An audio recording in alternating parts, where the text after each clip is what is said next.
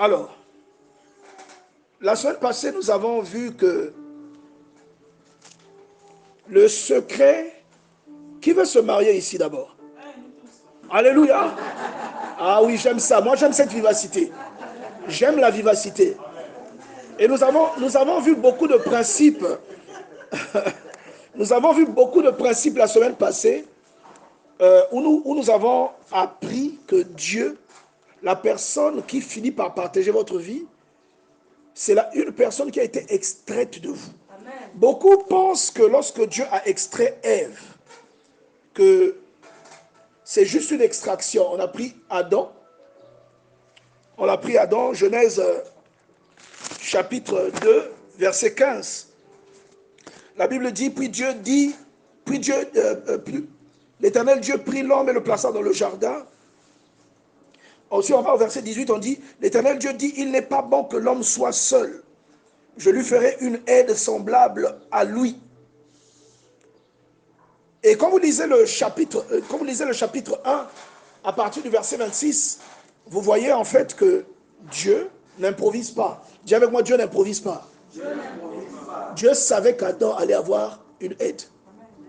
Genèse chapitre 1, verset 26, la Bible dit quoi? Que Dieu a créé l'homme et la femme. Créé. Dis avec moi, créé. Je fais exprès de te faire répéter ce mot pour que tu remarques la différence qui existe entre la création de l'homme de Genèse chapitre 1, verset 26, et la formation du corps de l'homme de Genèse chapitre 2, verset 6 à 7.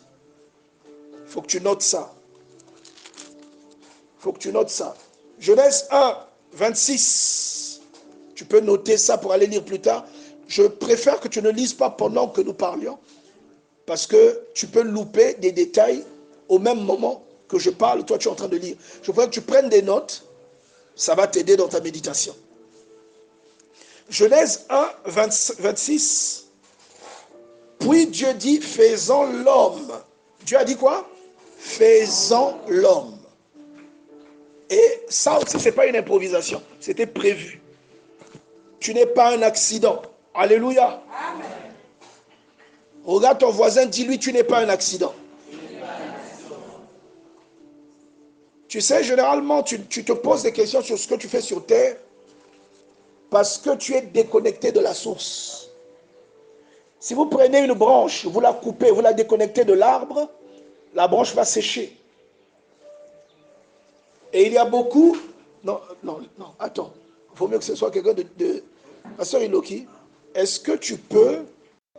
J'étais en train de te dire ceci, que tu n'es pas un accident. Et même les personnes qui finissent leur vie sans se marier, il y a deux causes. Il y a ceux qui ne sont pas appelés. Il faut aller aider là-bas. Il y a ceux qui ne sont pas appelés à se marier. Maman, on a tout. Bon, vas-y, repars t'asseoir. Ceux qui ne sont pas appelés à se marier. Et il y a ceux qui suivent un chemin que la Bible définit comme la volonté permissive. Dis avec moi, volonté permissive. Ce chemin que la Bible définit comme ça, comme une volonté permissive, vous allez même voir dans le mot permissive, il y a le terme permettre. La Bible nous enseigne au livre de Deutéronome, vous trouvez ça au chapitre 28, vous lisez à partir du verset 15. La Bible nous enseigne un principe. Elle nous dit que nous avons la possibilité de faire le choix, de définir ce que nous voulons que notre vie devienne. Il y a ce que Dieu veut pour nous, il y a ce que nous vivons parce que nous avons fait nos propres choix. Quelqu'un comprend cela? C'est pourquoi même dans le mariage, je suis en train de te dire le samedi passé, croyance, ne l'épouse pas parce qu'il a des épaules larges. Si tu comprends ce que je dis, lève la main s'il te plaît. Amen. Alléluia. Amen. Ne l'épouse pas parce qu'il a des lèvres roses. Toi, quand tu vois les lèvres roses, là, ton cœur commence à faire ça. Même quand tu es loin, on réussit à voir quand même derrière ton habit que ton cœur fait ça. Parce que tu as vu des lèvres roses. tu crois que les lèvres roses, parce que le cerveau de fois est bête. Quand tu vois ça, tu crois que les lèvres roses là vont te nourrir. Les lèvres roses là prient beaucoup. Tu crois que les lèvres roses là sont intelligentes. Que les lèvres roses là peuvent faire des projets. Que les lèvres roses là peuvent te hisser à un niveau supérieur. Que les lèvres roses là peuvent faire de toi quelqu'un. Toi, ton critère, c'est les lèvres roses. C'est ce que tu recherches. Et chaque fois que quelqu'un vient vers toi, toi tu regardes d'abord si ses lèvres sont roses. Si ses lèvres ne sont pas roses, tu le disqualifies. Qui comprend ce que je dis? Lève la main si tu comprends ce que je dis. Alléluia. Et je t'ai dit la semaine passée que tu devrais épouser quelqu'un parce que tu vois dans cette personne la maturité. Dis avec moi la maturité. La maturité. Est-ce que vous savez que la maturité ne dépend pas de l'âge? Quelqu'un, vous savez, vous pouvez épouser quelqu'un, vous avez des enfants. Genre, vous épousez un homme, vous avez 2, 3, 4 enfants avec cet homme, mais en réalité, vous avez 5 enfants, plus le monsieur. Vrai ou faux? Mais pourtant, le monsieur, c'est le papa des enfants là. Mais vous vous retrouvez avec 4 gosses, alors que vous en avez 3. Ou 5 gosses, alors que vous en avez 4. Pourquoi? Parce qu'il y a un aîné, votre mari. Oh, acclame le Seigneur, s'il te plaît.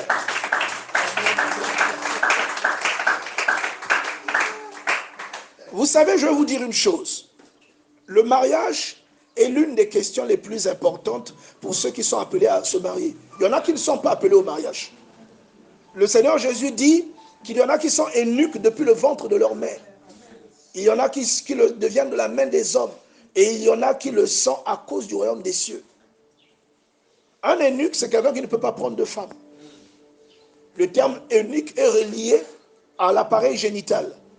Est-ce que vous comprenez? Amen. Et les eunuques, souvent, on leur fait l'ablation de l'appareil génital. Ils ne peuvent pas se reproduire. Et dans la Bible, souvent, les eunuques servaient les rois parce qu'ils surveillaient, ils étaient responsables des harems des rois. Dis avec moi, harem. Harem. Pas arène, harem. La reine, c'est là où les gladiateurs se battent. La harem, c'est là où toutes les femmes du roi habitent. Vous voyez dans l'épisode de Absalom, dans le second livre des rois, David, quand il s'enfuit, il laisse 10 concubines. C'est-à-dire ces femmes-là, à l'époque, au Moyen-Âge, un roi avait des femmes de premier rang et il avait des femmes de second rang qu'on appelait des concubines. Et ces femmes-là habitaient dans un local que l'on appelait harem. Et le responsable de ce local, celui qui en faisait la gestion, comme vous pouvez le voir dans l'histoire de la reine Esther, on vous parle d'un eunuque.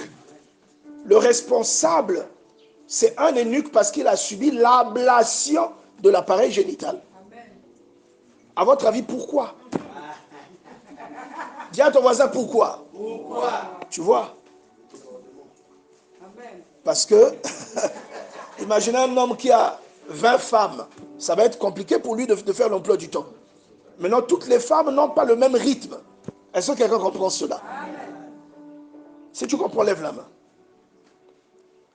Donc il y en a, et Francky est en train de rire. Moi je lui dis, voilà pourquoi Francky, tu dois prier pour que Dieu te donne une femme qui a le même tempérament sexuel que toi.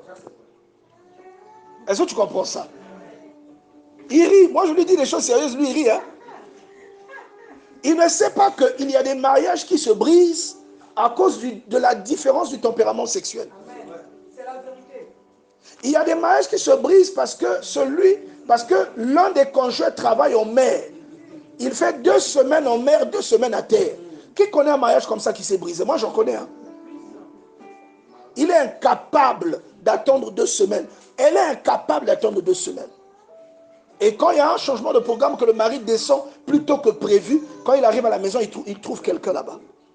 Dis avec moi le tempérament sexuel. Le tempérament sexuel. Et on n'est pas tous pareils.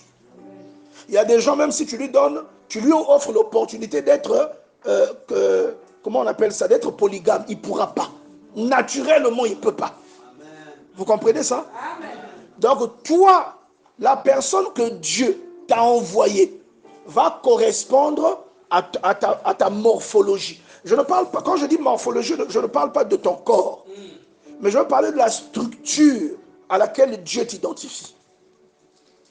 Mais attention, je ne dis pas que vous allez avoir le même comportement. Si vous avez le même comportement, tu n'as rien à faire dans sa vie. Dieu t'enverra toujours quelqu'un qui a un caractère opposé à ton caractère. Je ne t'ai pas entendu dire amen. Hein? Lorsque tu n'as pas la révélation de ces choses, tu trouveras que cette opposition de caractère est une raison de divorce ou une cause de frustration. Beaucoup, lorsque le caractère n'est pas compatible, vont dehors. Et ils ne savent pas. Qui connaît le sément qu'on appelle le yin et le yang? Beaucoup, je crois tous ici, nous connaissons le yin et le yang. Ils ont la même couleur, mais ils forment combien de corps? Pas un seul corps. Est-ce que vous comprenez ça? Si vous enlevez le yin, le yang va servir à quelque chose. Si vous enlevez le yang, le yin va servir à quelque chose. Alléluia. Vous voyez qu'ils ont la même morphologie, mais inversée. Afin que là où c'est petit, que la grosseur de l'autre complète. Là où c'est gros, que la petitesse de l'autre améliore. Dieu vous enverra un partenaire que vous êtes appelé à hisser vers le lieu où Dieu l'attend. Dieu, je vous ai dit la dernière fois, Dieu vous fait entrer dans le mariage comme quelqu'un qui va en guerre. Vous allez remarquer les gens qui ont le mariage de Dieu, la plupart du temps, ce sont des gens, votre mariage va attirer beaucoup de problèmes. Il y aura des combats. Je ne dis pas que vous allez vous bagarrer, non. Mais il y aura des combats autour de tout. Il y aura des événements dissuasifs. Dis avec moi, dissuasifs. C'est des événements qui interviennent pour que vous soyez dissuadés de poursuivre la route que vous avez commencé avec la personne.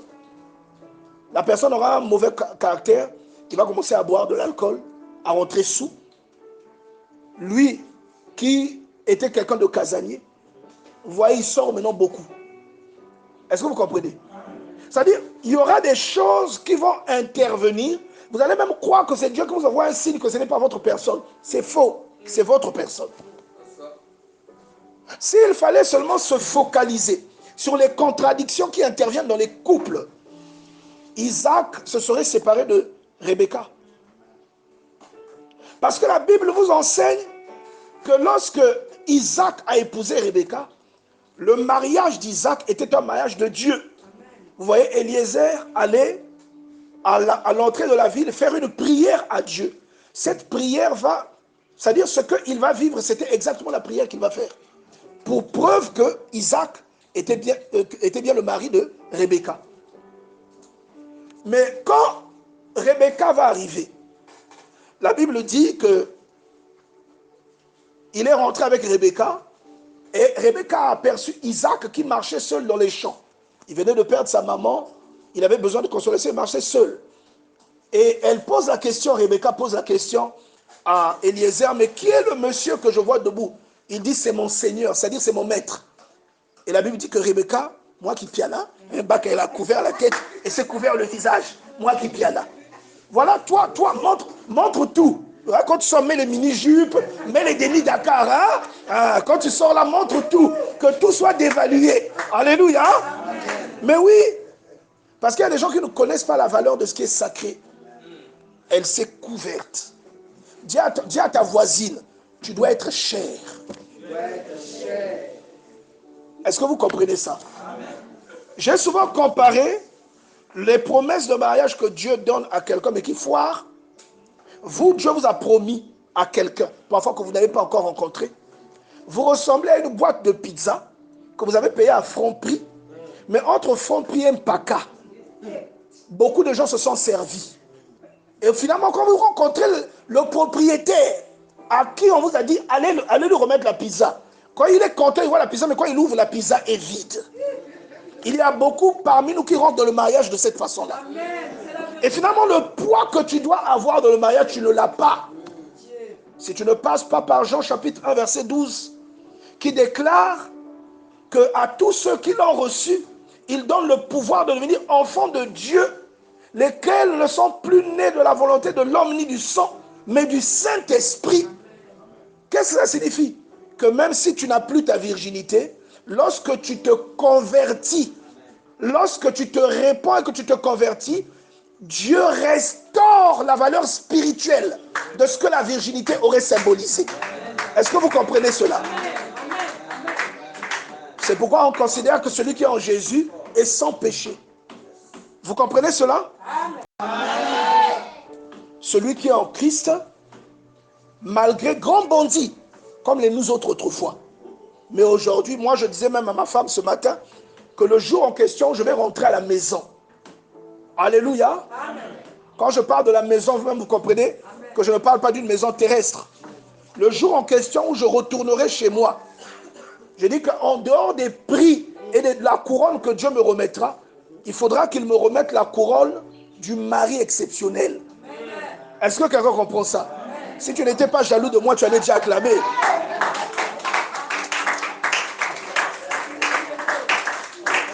Pourquoi je te le dis? Parce que celui qui comprend pourquoi il se marie, il va se donner la mission d'être le meilleur mari qu'une femme peut avoir sur cette terre. Vous qui êtes une femme, quand vous entrez dans la vie d'un homme, vous devez prendre la décision d'être la meilleure femme, c'est-à-dire la meilleure version de la femme qui pouvait être donnée à cet homme. Qui comprend ce que je dis? C'est-à-dire, beaucoup de gens se trompent parce qu'en venant dans le mariage, beaucoup viennent pour se satisfaire. Et parfois même les raisons pour lesquelles ils se marient sont des raisons faussées. Tu vas te marier à quelqu'un parce que la personne a des hanches. Peut-être même, je ne sais pas, les hanches là, peut-être tu vas couper un peu, tu vas mettre dans un plat et puis tu vas manger comme le steak, je ne comprends pas. C'est ça qui va être la cause de ton mariage, parce que la personne a des hanches.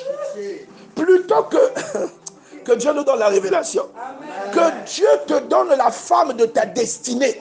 Amen. Que Dieu te donne le mari de ta destinée.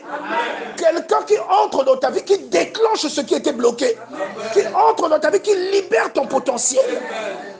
Quand les gens te voient, tu deviens plus que ce que tu étais hier. Quand les gens te voient, ils vont voir des choses qu'ils ne soupçonnaient même pas qui étaient en toi. Parce que Dieu t'a connecté à la personne qu'il faut. Est-ce que quelqu'un comprend ça? Il y a beaucoup d'exemples, même dans le séculier que Dieu nous donne. Quand vous voyez une clé et une serrure, c'est l'homme et sa femme.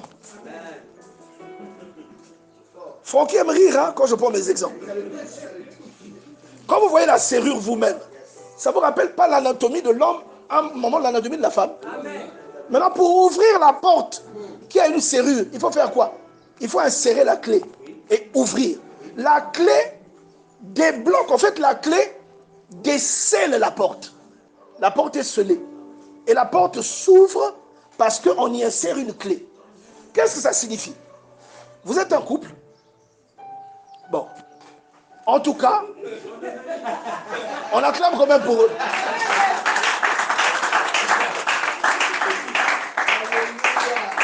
Parce que la façon dont je le voyais sérieux assis, hein, je dis, ah non, ils doivent être... Alléluia. Amen. Bon, moi j'aime provoquer, hein, j'aime taquiner, je suis comme ça. Il ne faut pas m'en vouloir. Alors, en réalité, je suis en train de dire à quelqu'un que votre entrée dans le mariage doit ressembler à une clé que l'on insère dans une serrure. Vous ne pouvez pas, la semaine passée je vous disais, vous n'entrez pas dans le mariage pour aller, pour aller prendre du bon temps. Vous n'allez pas comment on appelle ça, en tourisme dans le mariage, non. Vous n'allez pas en tourisme. Que vous allez pour visiter les sites touristiques dans le mariage. Dès que vous arrivez dans le mariage là, bon je vais regarder tout. C'est ça votre but. Ce n'est pas pour ça que vous vous mariez principalement. Alléluia. Amen. Oh, comme quand je le vois, il a un long menton. Donc, non, non, non. Ce n'est pas pour ça. Est-ce que quelqu'un comprend cela? Ce n'est pas pour dire à ton voisin, ce n'est pas pour ça.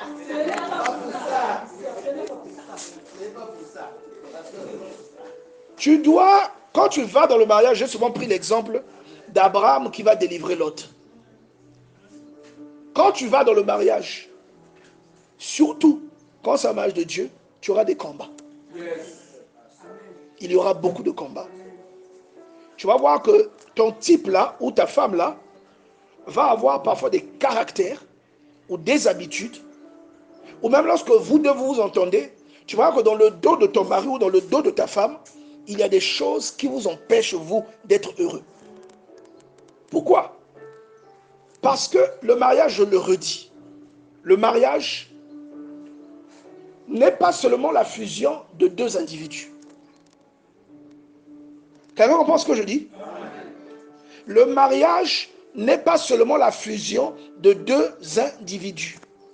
Le mariage est la confrontation de deux familles, sinon quatre. Hein? Mais je n'ai pas envie de dire quatre, sinon ça fera beaucoup. Parce qu'il y a ton côté maternel, ton côté paternel, mon côté maternel, mon côté paternel. Je veux seulement dire deux, parce que j'ai pitié. C'est deux familles qui viennent s'associer derrière vous. Les deux familles ont chacune un héritage. Est-ce que vous savez que là où vous êtes là, il y a des réalités qui ne sont propres qu'à votre famille? Si vous tombez sur un fimbou, c'est-à-dire quelqu'un qui ne prie pas beaucoup, un mou, un mollasson, vous allez prendre les réalités de votre famille, vous allez emmener ça dans votre maison. Ce sont les réalités qui vont dominer dans votre maison. Il y a des familles où les gens ne se marient pas. Quel que soit alpha, ils ne se marient pas. Dès que quelqu'un veut se marier, il y a un combat qui le dissuade. Parce que vie de prière moquée. Est-ce que vous comprenez ça? Il y a des familles où les gens ne sont pas renouvelés, où les gens ne sont pas délivrés. Parfois des malédictions familiales. Dis avec moi, malédiction familiale. Ça existe. Qu'on ne te trompe pas. C'est biblique. Alléluia. C'est biblique. Je te prends un exemple. Abraham avait épousé une femme qui était stérile, n'est-ce pas? Son fils Isaac avait épousé une femme qui était comment? Son petit-fils Jacob avait aimé une femme qui était comment? C'est un hasard? Ils étaient de familles différentes? Ils se mariaient entre eux dans la famille. Il y a des combats que vous avez vus chez votre maman, vous allez voir ça dans votre vie. Il y a des combats que vous avez vus chez votre papa, vous allez voir ça dans votre vie. Parce que parfois, il y a des lois établies qui se dressent. Dès que vous êtes en couple, quelque chose vous combat. Vous n'avez plus la paix. La paix est partie. Oh, je n'ai pas entendu ton amen, toi aussi. Tout ça, pour vous dissuader. Il y a même des gens, dès qu'il y a un projet de mariage, ils perdent le boulot. Parce qu'il y a une parole qui avait été relâchée pour combattre toute initiative visant à te conduire dans le mariage. Alors qu'il y a des choses qui ne s'accomplissent que dans le mariage, pour ceux qui sont appelés au mariage. Il y en a d'autres, non. C'est là que Jésus nous explique. L'apôtre Paul aussi. Paul a accompli le destin que Dieu lui avait donné de vivre. Il ne s'est pas marié. Il n'est pas appelé à ça. Est-ce que quelqu'un comprend ça? Amen. Ça allait même être un frein pour lui. Et je vous disais la semaine passée, un être humain peut vivre sans se marier. Et accomplir aussi la volonté de Dieu sans se marier. Vous comprenez ça? Mais un mariage, pour jouer le rôle qu'il doit jouer pour le règne de Dieu, il doit toujours avoir besoin d'être humain. C'est l'être humain. C'est-à-dire le mariage a été fait pour l'être humain, pas l'inverse. L'être humain n'a pas été fait pour le mariage. Parce qu'avec ou sans le mariage, l'être humain peut faire la volonté de Dieu.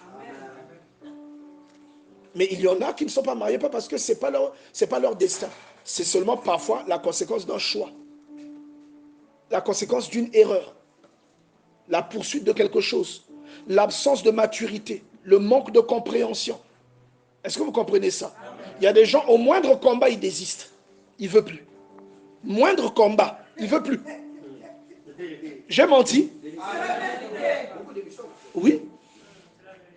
C'est des gens qui comprennent. Maintenant, moi, je vous dis, imaginez Isaac, parce qu'après, chacun a ses combats. Mais moi, je vais citer le combat de Isaac qui était la stérilité de sa femme.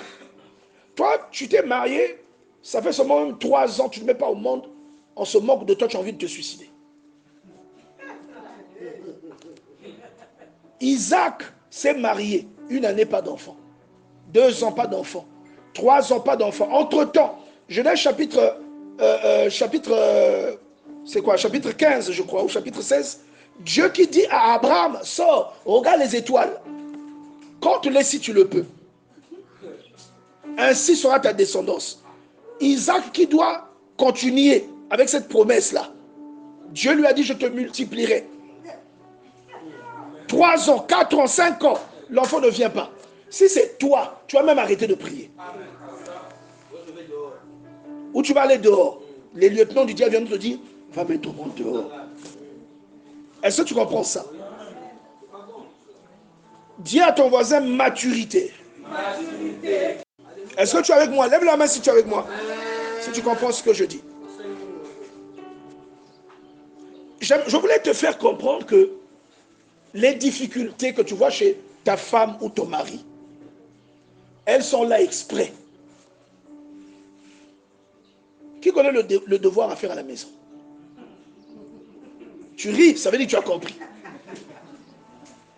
C'est-à-dire toutes les bankakumusu, hein, c'est-à-dire comment, il y a un terme que je cherche là, bankwamusu, bafiotokoso, nkwamusu, que tu vois chez ton conjoint, c'est là exprès.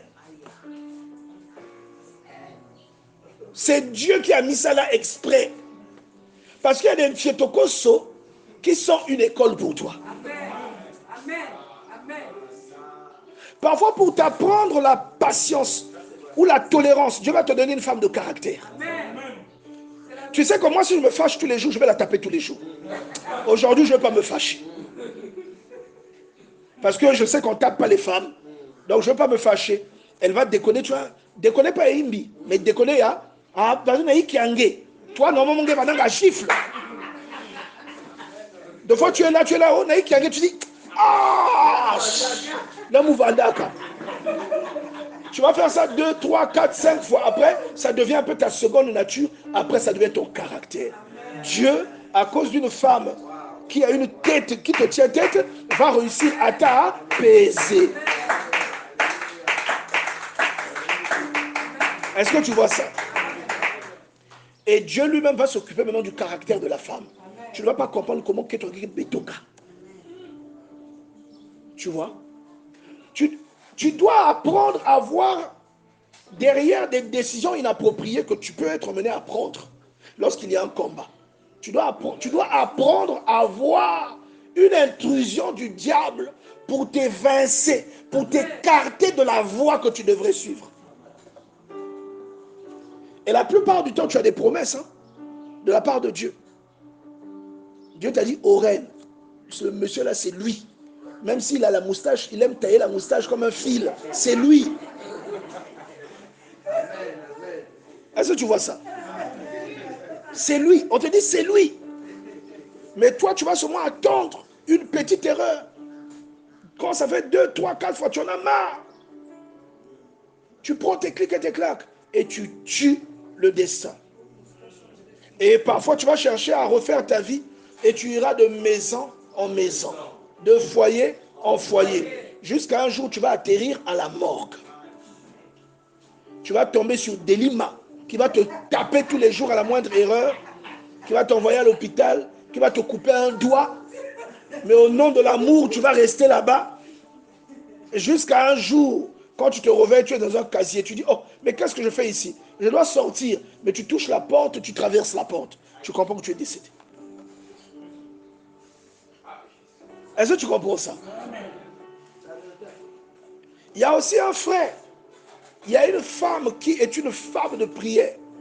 Une femme qui est une femme qui aime entreprendre. Une femme diligente. Une femme qui peut le hisser.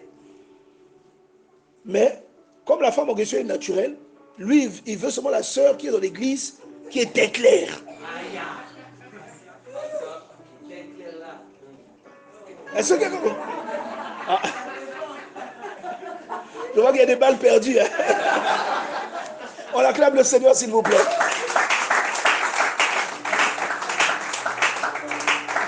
Est-ce que tu sais que Dieu peut te donner un mari jaloux seulement parce que tu ne laisses pas la vie des copes?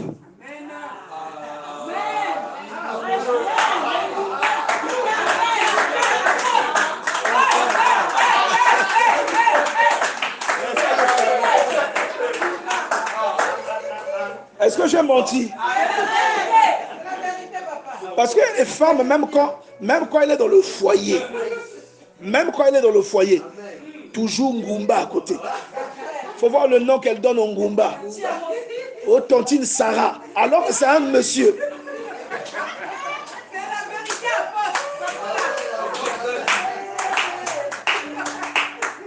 Quand son mari vient surprendre, là, oh, mais il y a une tontine Sarah, il y a ta tante qui t'a appelé là. Alors que ce n'est pas sa tante. Si tu lances l'appel, tu écouteras la voix d'un homme.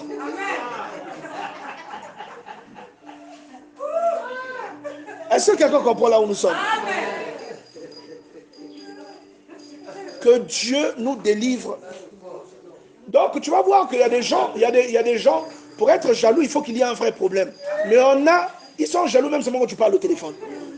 Et toi, parfois, tu ne comprends pas que c'est Dieu qui suscite la jalousie de ton mari, parce que les copes, tu ne laisses pas. La jalousie là, va te dissuader d'aller dans ce sens.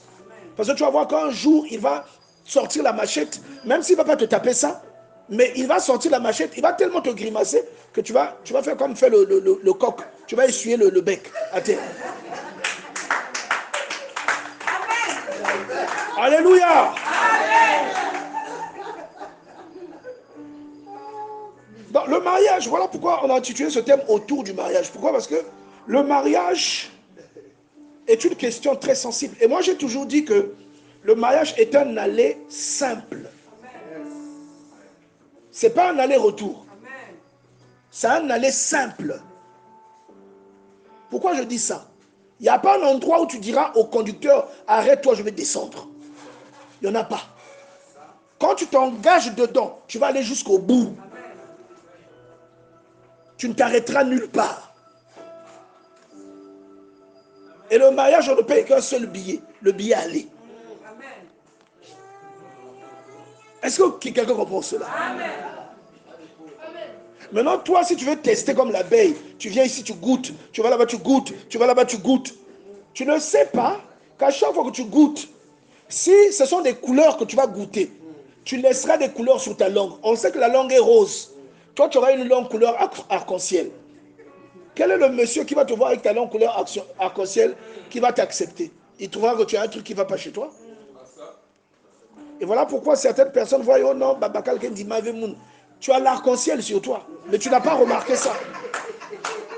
Tu as trop goûté, on t'a trop goûté, donc il y a des choses qui se perçoivent. C'est aussi si tu vas avec quelqu'un qui a une malédiction dans sa vie.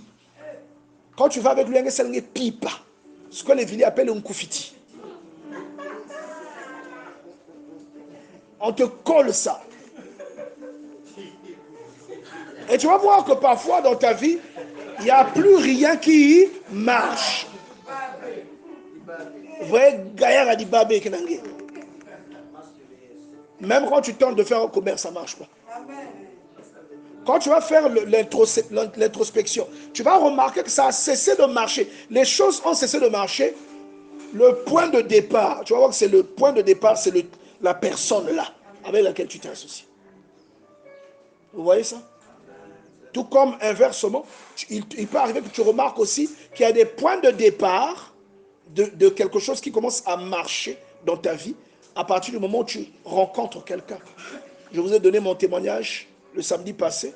Pasteur Iloki, tu n'étais pas là, tu as raté. Je vous ai donné mon témoignage en vous racontant comment ma femme et moi on s'est rencontrés. Oui, on s'est rencontrés. C'était un 6 novembre. Et 4 ou 5 mois, comment? Bien sûr, bien sûr. Mais moi, je suis un romantique. Je suis un romantique, moi. Hein? Je connais la date, je connais tout. Quand ma date à mon mariage, je me dis, mais c'est notre date à rencontre Moussa. Je suis un romantique. Amen. Et je n'ai pas toujours été romantique. Je le suis pour rendre heureux le conjoint que Dieu m'a donné. Vous devez emmener votre conjoint à comprendre quel est son rôle dans votre vie. Le rôle de votre conjoint est de vous transformer dans le bon sens, d'achever les combats que vous ne pouvez pas achever.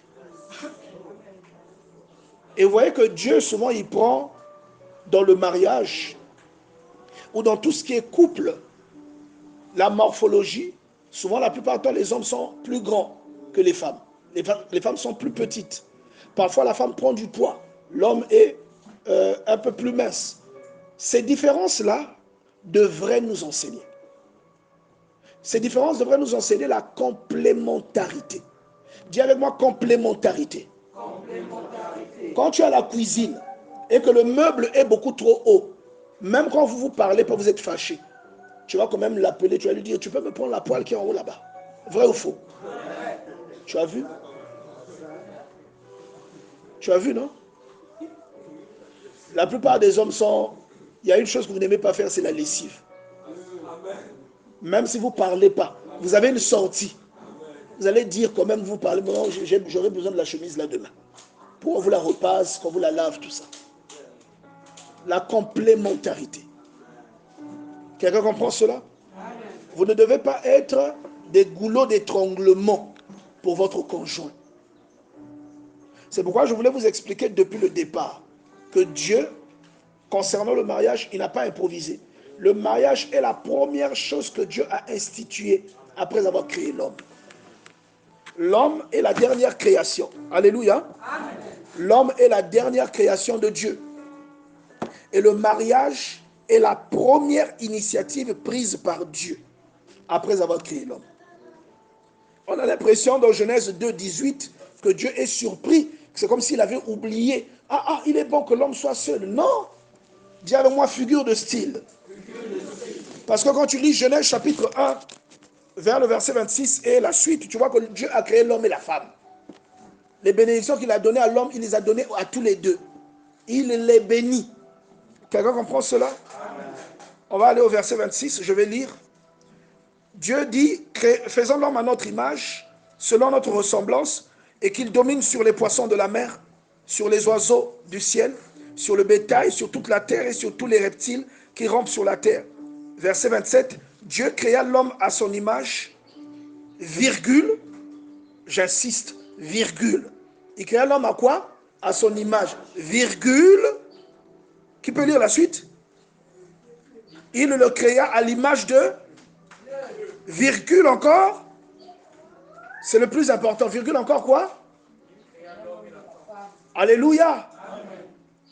Genèse chapitre 1 verset 27.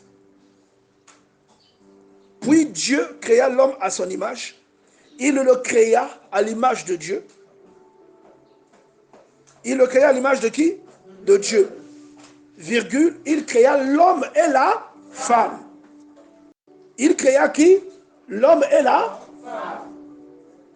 Donc là, l'homme est seul. Lève la main si tu comprends ce que je dis.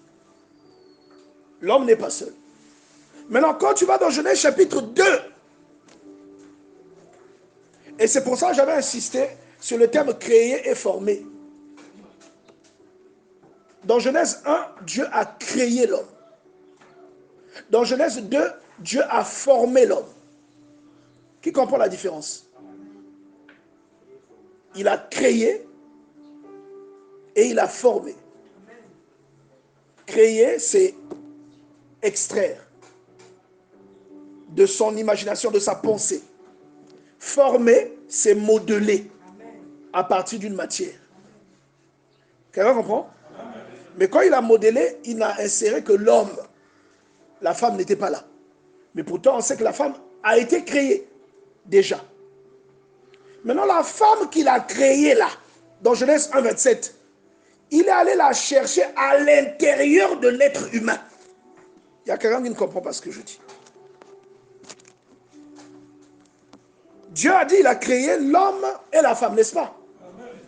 Et on dit dans Genèse 2, verset 6, verset 7, l'Éternel Dieu forma l'homme de la poussière de la terre, il souffla dans ses narines un souffle de vie, l'homme devint un être vivant, n'est-ce pas? L'homme est devenu un être vivant. Et Dieu va lui demander de nommer les animaux, Dieu va lui donner des instructions, d'accord? Verset 18, Dieu dit, il n'est pas bon, Genèse 2, 18, il n'est pas bon que l'homme soit seul. Je lui ferai une aide semblable. L'aide là n'existait pas déjà. Il y a quelqu'un qui hésite. Quand Adam, on l'a inséré sur la terre, il savait qu'on l'avait créé avec quelqu'un. Le jour où toi tu es né à l'hôpital de Wenze, tu savais que tu vas épouser Alicia. Quelqu'un comprend ce que je dis? En réalité, même si Alicia est née chez les Tibaya,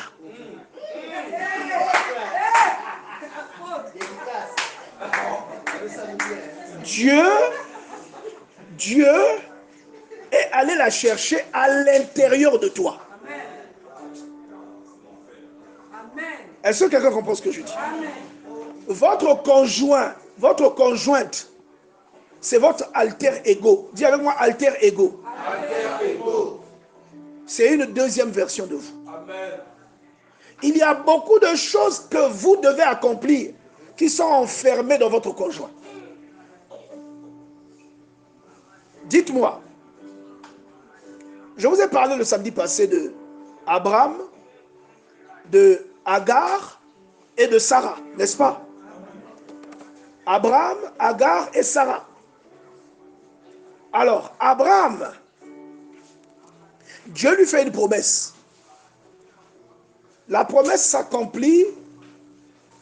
La promesse tarde à s'accomplir. Lève la main si tu m'entends, si tu me suis. Amen. La promesse tarde à s'accomplir. Il y a des promesses dont on a dit, toi tu seras ministre. Jusque-là, tu n'es pas ministre. Parfois, je vais te demander, tu es marié? Non. Est-ce que tu comprends? Il y a des promesses qui sont liées à la personne qui doit faire route avec toi. Amen. Qui connaît on va parler de qui connaît Bill Clinton? Pas l'animateur. Parce que toi, tu crois que Bill Clinton, Macintosh, non, c'est pas lui. C'est pas Macintosh. Qui connaît Bill Clinton? Le président Clinton. Un surdoué. Un élève surdoué à l'école. Un génie. Est-ce que vous savez que tout ce que Bill Clinton est devenu, il est devenu grâce à sa femme? Amen. Sa femme qui est sa petite amie depuis l'école. Amen. Qui a suivi Scandale? Quand vous avez suivi Scandale? Oui, Scandale. Olivia Pope. N'est-ce pas? Vous suivez Scandale? Quand vous voyez Fitz, c'est Fitz, non? Devenir président. Qui s'était sacrifié? Si vous avez bien suivi Scandale. Non, ce n'est pas Olivia. C'est sa femme. Mélie. Vous voyez? C'est sa femme qui s'était sacrifiée. Qui avait même accepté de se laisser abuser par son beau-père. Je vous prends cet exemple pourquoi? Je sais que vous avez tous la culture populaire. Je vous prends cet exemple pourquoi? Mais oui, mais il y a quelqu'un qui rit. Parce que tu suis Scandale, mais tu n'écoutes pas la musique du monde. Tu vois ta vie, non? Acclame le Seigneur, s'il te plaît.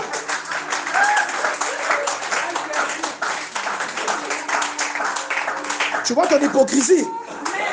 Dis à ton voisin, soyons simples. Donc toi, tu crois que le démon ne peut rentrer que par les oreilles, mais par les yeux, il ne peut pas rentrer. Quelle hypocrisie. Il faut qu'on arrête ces histoires-là. Parce que non, c'est la musique du monde. On ne refuse pas. Même moi, je crois qu'il y a des musiques qui sont souillées. Mais je crois aussi que toutes les musiques ne le sont pas. Amen. Sinon, même l'hymne national, tu n'allais pas chanter ça. Pourquoi tu chantes l'hymne national? Tu pêches. L'hymne national parle de Jésus. Donc tu pêches. Quand tu chantes l'hymne national. Parce que tu dois écouter. Ah! Est-ce que quelqu'un comprend là où nous sommes? On doit arrêter cette hypocrisie. Il y a des musiques, effectivement. Toi-même, quand tu vois que cette musique-là, elle peut t'induire dans la débauche. Mais il y a des musiques, toi tu ne suis pas Gourou, qui te fait rire. Il n'y a pas de musique qui font rire. Quand tu écoutes Zao, il ne te fait pas rire. Tout l'album, tu ne ris pas. Bon, il y a quelle différence entre quand tu écoutes Gourou et quand tu écoutes Zao? Zao raconte des insanités. Mais pourquoi écouter Zao, c'est un péché? Ça va être un péché pour toi. Mais suivre Scandale, ça ne sera pas un péché. Suivre Game of Thrones, ça ne sera pas un péché. Pourquoi? Dis à ton voisin, arrête ça. Et je crois qu'il y a un niveau où Dieu peut te faire atteindre, où tu ne suivras plus rien de tout ça aussi. Mais pour l'instant, arrête d'embrouiller les gens, de critiquer. Parce que, regarde, il y a des musiques qui peuvent te connecter à Dieu. Il y a des musiques qui glorifient Dieu. On peut appeler la musique, qu'on appelle la musique religieuse, mais c'est une musique sanctifiée. Et même toutes les musiques religieuses, il y en a qui sont farfelues. Mais quand on parle de musique sanctifiée, permettez que je fasse cette parenthèse. C'est une musique qui peut te connecter à ton Dieu. Quand tu écoutes Ozali Elonga Nangai, moi je tremble quand j'écoute ça. Ça te connecte. Mais quand j'écoute aussi de la naissance à 20 ans, moi ça m'éduque. Est-ce que vous voyez? Le péché est où? De 40 ans jusqu'à la mort. Où est le péché dedans? Maintenant, après, si tu viens me dire, Madoda, là oui, là tu as raison. Ça, ce n'est pas bon. Acclame le Seigneur, on va passer, s'il te plaît.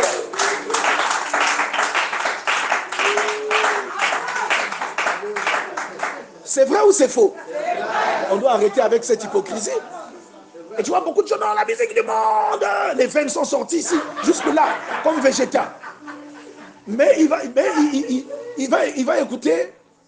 Toi, tu n'écoutes pas Welfare Kaya. Moi, Welfare Kaya, dès que je le vois, je ris. Dès que je le vois, je ris. Donc mes oreilles doivent seulement écouter la musique religieuse. Mais mes yeux peuvent regarder les films de Jésus et les films du monde. Mes yeux peuvent regarder James Bond. C'est quelle logique? Tu vois? Je sais qu'il y a des choses que mes yeux ne doivent pas regarder. Tu vois? Il y a des choses que mes yeux ne doivent pas regarder. Ça va souiller mon âme. Il y a des musiques que mes oreilles ne doivent pas entendre. Excusez-moi, il y a des grands chanteurs qui chantent des musiques, c'est rempli d'insanité. Je ne peux pas écouter ça, on ne peut pas jouer ça dans ma maison. Mais, attends, si j'écoute, je vais dire quoi? Non, Kidiba, de Théo Blaise Coucou. Qui connaît ça? Bon, il y a quel péché dedans? C'est un conseil, c'est des conseils qu'il donne. Là-bas, on a noté, c'est un péché. Non, donc dis à ton voisin, arrête ça.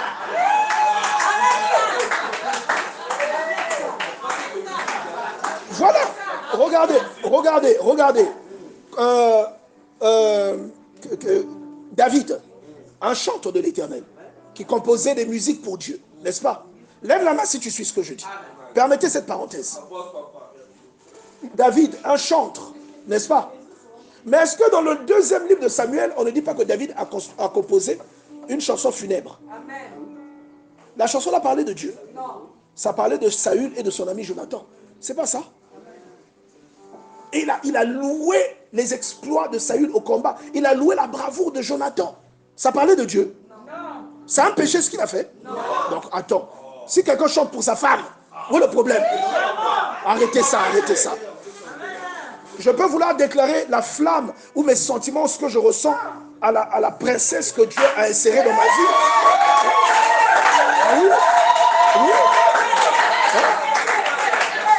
Oui. Moi, je veux que tous les enfants de Dieu, deviennent. Vous savez parce que ma femme s'est beaucoup sacrifiée pour moi. Ma femme s'est beaucoup sacrifiée pour moi. Ma femme s'est beaucoup sacrifiée pour moi. Alléluia. Vous savez, laissez, parce que si je continue, je vais parler en langue. J'ai pas envie. J'ai pas envie de parler en langue. Voilà pourquoi dès le début, il y a des débats qu'il faut arrêter. Le mariage, dis avec moi, autour du mariage. Ce n'est pas ton frère qui habite avec vous qui devient le chef quand toi tu vas en voyage. Amen. Tu habites avec ta femme et ton frère, ou ta femme et ta soeur. Quand tu t'es chamaillé avec ta soeur, l'argent de la popote ne va pas chez ta soeur. Quand tu t'es chamaillé avec ta femme, le matin avant de partir, tu ne donnes pas l'argent de la popote ou l'argent du chantier à ta soeur pour qu'elle gère le chantier. Votre chantier. Non. Dis à ton voisin non.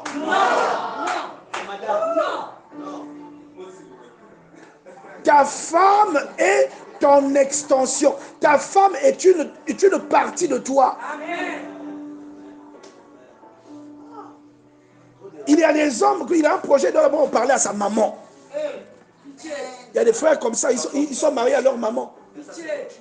Il ne comprend pas que sa maman là Elle vient d'une autre famille, que leur papa aussi appartenait à une autre famille. Leur papa, c'est le frère de quelqu'un, comme lui. Leur papa avait un père et une mère. Mais regarde comment leur papa aimait leur mère. Lui, il est incapable d'aimer sa femme comme ça. Tu vois pas que lui, il faut qu'on le soigne? Sérieusement. Il est content quand il voit son papa défendre sa maman contre ses sœurs. Quand les tantes viennent, hein, le papa se lève, laissez ma femme. Lui, il est content. Mais lui, quand sa femme vient chamailler sa sœur, il dit que si je prends la défense de ma femme, mes sœurs ne vont plus m'aimer. Est-ce qu'il a compris même c'est quoi être mari? Amen. Oh, donne-moi un amen, on va avancer. Bien aimé dans le Seigneur, on doit faire attention avec ces histoires. Si tu n'as pas compris ce que c'est le mariage, à quoi Dieu t'appelle. Mais regarde, Dieu dit dans le livre de la Genèse, regarde, il dit alors l'Éternel, verset 21, fit tomber dans un profond sommeil l'homme qui s'endormit. Il prit une de ses côtes. Donc même si ma femme est née d'une autre famille, elle est sortie de moi. De là où nous venons, là-haut, Dieu l'avait dissociée de moi pour l'injecter dans le monde. Nous sommes arrivés chacun de son côté. Mais ce fameux 6 novembre, lorsqu'on s'est croisés, on s'est reconnus. Et pour preuve, pour ceux qui n'étaient pas là, j'ai expliqué qu'elle me dira 5 mois plus tard que le jour-là, malgré les caprices que je faisais, si je t'avais quand même donné mon numéro, c'est parce que la veille, dans la nuit, je t'avais rêvé. Je dis, comment tu m'avais rêvé alors que tu ne me connaissais pas? Elle a dit, je ne sais pas. Mais comment tu savais que c'était moi? Elle dit, quand tu m'as dit, mademoiselle, que je me suis retourné, je t'ai regardé, j'ai dit, mais c'est le jeune homme que j'ai rêvé cette nuit. Quand je t'ai dit, mais c'est le monsieur que j'ai rêvé cette nuit. Donc les caprices là, je croisais même les doigts pour que tu insistes. Et maintenant, écoutez la meilleure. Moi-même, au bout de 6 mois, quand j'arrive chez eux, que je vais l'accompagner, parce que j'étais encore en train de courir, en train de négocier. Ah oui. Mais quand quelque chose a de la valeur, moi, je ne ratais pas ma cible. Donc, quand on te complique un peu, tu sens que non, je dois creuser. Vous comprenez? Donc, quand je suis arrivé chez eux, que j'ai vu leurs murs, leur clôture, la devanture, le gravier, le goudron, je me suis rappelé, ceux qui étaient là samedi, vous avez suivi le témoignage, que lorsque j'étais en 2e année, j'avais fait un songe, que j'étais revenu à Pointe-Noire et que je discutais avec une fille qui était ma fiancée. Et là où nous étions debout, je ne reconnaissais pas l'endroit là. Il y avait un mur avec beaucoup de carreaux, du gravier au sol, et c'était au bord du goudron. Et la femme en question, avec qui je parlais, je l'appelais par le prénom de ma petite amie de l'époque, mais je voyais bien que ce n'était pas elle. Donc ce jour où j'arrive chez eux, lorsque je regarde, je me souviens de mon rêve que j'avais fait 3 ans plus tôt. J'ai dit, mais il y a 3 ans, moi j'ai rêvé que j'étais ici. Je me rappelle bien, c'était ce mur. Je dis, Seigneur, ça c'est quoi ça? Tu vois que Dieu, c'est un Dieu des tirs croisés. Mais je ne savais pas qu'après, il fallait faire, que Dieu attendait. Parce que quand tu vas dans la vie de quelqu'un, il y a des familles où les gens ne travaillent jamais. C'est toi qui vas là-bas, qui brise pour que la personne travaille. Il y a des familles où les gens ne voyagent jamais. Ils naissent, ils meurent. Ils naissent, ils grandissent, ils font des enfants, ils meurent. Au Congo. Même à Gamboma, ils ne sont pas allés. Et toi, quand tu arrives, parfois, parce qu'on est de multiples types de familles et on a de multiples héritages avec nous. Il y a des familles où les gens ont un caractère difficile. Et c'est Dieu t'envoie pour briser ce caractère. Il y a des familles où parfois les femmes sont légères. Dieu t'envoie pour recadrer la personne parce que Dieu a besoin de la personne. Il y a des familles où les gens ne mettent pas au monde. Toi, quand tu entres là-bas, c'est pour aller briser ce mythe dans la vie de cette personne parce que Dieu l'appelle à glorifier son nom. Est-ce que tu commences à comprendre quel est ton rôle? Et donc la personne qui vient jouer ce rôle-là, ou pour laquelle tu joues ce rôle, Dieu l'a extraite de l'intérieur de toi. Elle est venue de toi. C'est une partie de toi. C'est ton extension. Alléluia. Non, j'entends pas ton amen. Amen. Et regardez, chose curieuse. Vous avez remarqué, je vous ai dit que quand nous on s'est vus, elle m'a reconnu, non? Et que moi je suis arrivé chez eux, j'ai reconnu l'endroit. Qu'est-ce que vous remarquez ici? L'Éternel Dieu forma une femme de la côte qu'il avait prise de l'homme et l'emmena vers l'homme. Et l'homme dit, voici cette fois-ci, celle qui est os de mes os, chair de ma chair. Qui lui a dit ça? Il y a quelqu'un qui ne comprend pas ma question. Qui lui a dit que ça c'est sa chair et ses os? Comment il a su que c'était sa chair et ses os? Est-ce que ça ne te rappelle pas le truc là, le jour où tu as rencontré Chouchou pour la première fois? Tu as eu l'impression que vous vous connaissez depuis longtemps. Qui a déjà ressenti ça? Lève la main, n'est pas honte. Lève la main. Ah. Alléluia. Est-ce que tu vois? Vous allez remarquer que c'est comme si vous connaissez cette personne. Elle, dès qu'elle a vu, elle a dit, oh, mais c'est le type là que j'ai vu dans mon sommeil. Voici cette fois-ci, la chair de ma chair, l'os de mes os. Est-ce que vous comprenez ça? Oui, oui, pareil. Il y a beaucoup de témoignages, parce que je ne peux pas tous les donner. Dieu est un Dieu. Regardez, Madame Kilo avait vécu la même chose avec son mari. Hein. Son mari, dans sa mémoire d'adulte, savait qu'il connaissait sa femme depuis toujours. Ils ont vécu à la base à Brazzaville.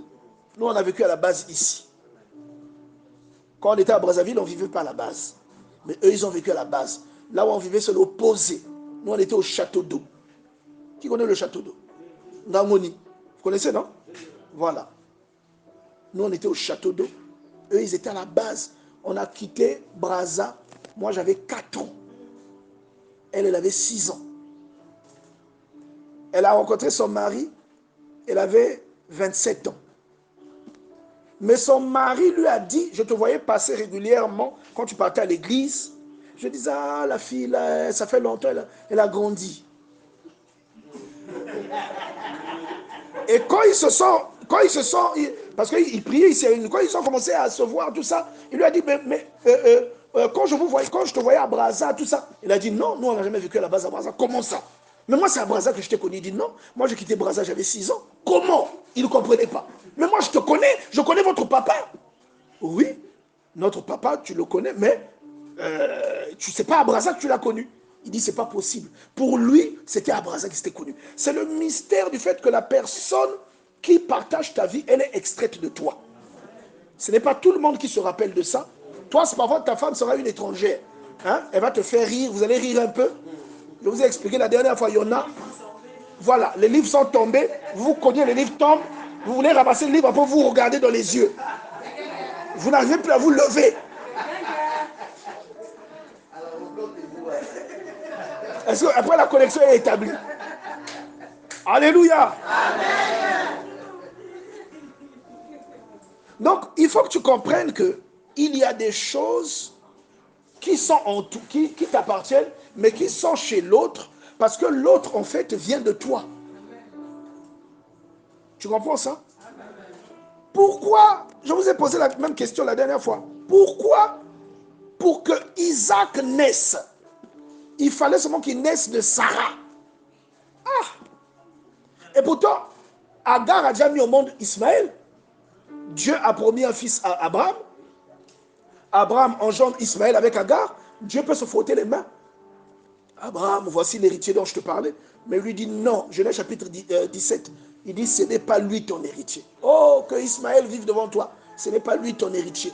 Je te donnerai un enfant de Sarah. Tu l'appelleras Isaac. C'est de Isaac que Sarah t'enfantera que j'accomplirai la promesse que je t'ai faite. Pourquoi l'enfant là devait naître de Sarah? Le destin d'Abraham était entre les mains de Dieu, n'est-ce pas? Mais la porte de son destin se trouvait dans Sarah. Et c'est pourquoi toi, de fois, tu t'attends.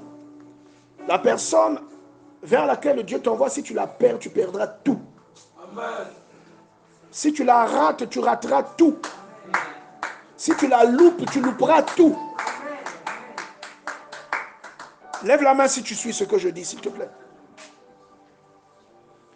C'est pourquoi nous ne devons pas nous limiter. Ah, principe, tu as raté. Ah, d'accord. Quel professionnalisme. On acclame pour le frère Principe.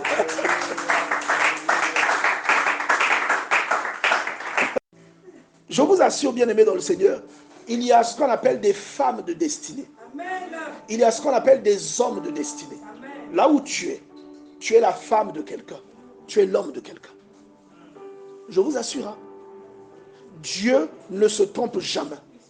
Même si l'homme en question, ce ne sont pas les critères que toi tu cherchais. Toi tu voulais quelqu'un qui a une Rolls Royce. Dieu n'a pas voulu que tu trouves quelqu'un qui a une Rolls Royce. Il a voulu que tu travailles avec lui et que vous achetez tous les deux la Rolls Royce. Toi tu veux une femme qui est potelée. Alléluia. Tu veux une femme qui est potelée. Moi, ma femme est devenue potelée entre mes mains. Alléluia. Elle était mince. Je ne sais pas comment là. Il n'y a pas si longtemps. Oui. Elle est devenue un pouchou entre mes mains. Est-ce que vous comprenez ça? Toi, tu cherches la pouchou. Quand tu vois elle est trop mince, oh non, elle est squelettique. Et la pauvre soeur, elle commence à porter des doubles pantalons. Et une fois au travail, il y avait une fille. Je ne vais pas bien donner les détails, sinon elle peut se reconnaître si elle suit le live. Alors qu'on était dans le bureau, on travaillait, j'ai fait tomber ma souris. Vous savez, les souris sans fil. La souris est tombée, je me suis accroupi pour ramasser la souris. Elle avait mis un pantalon, elle avait croisé les pieds. Quand vous croisez les pieds sortent de l'autre côté du bureau. Donc le fait que je ramasse ma souris, j'ai vu qu'il y avait un pantalon sous son pantalon. Est-ce que vous comprenez ça? Pourquoi ça? Parce qu'elle se trouvait mince.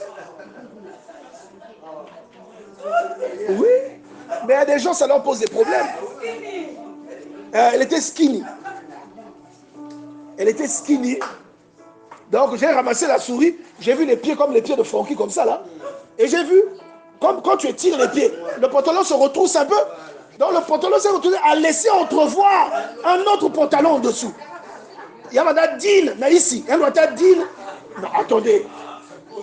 Elle avait inversé. Elle se l'a dit de ici. N'a pas même ça le pantalon et elle mais na ici, n'a pas même ça le pantalon là, mais na ici, elle doit être Dean. Ça vient tellement moi néné. Vous voyez? Parfois il y a un monsieur, il y a un monsieur qui lui avait dit, tu es trop skinny. Elle a dit, ah, je risque de louper une autre chance. Est-ce que tu comprends ça? Voilà. Mais c'est aussi ton rôle, quand tu vas rencontrer monsieur, de l'embellir. C'est ton rôle. Comme j'attaquais le prophète Jospin la dernière fois ici. Là maintenant, je vais attaquer l'évangéliste Christian. On acclame le Seigneur, s'il vous plaît.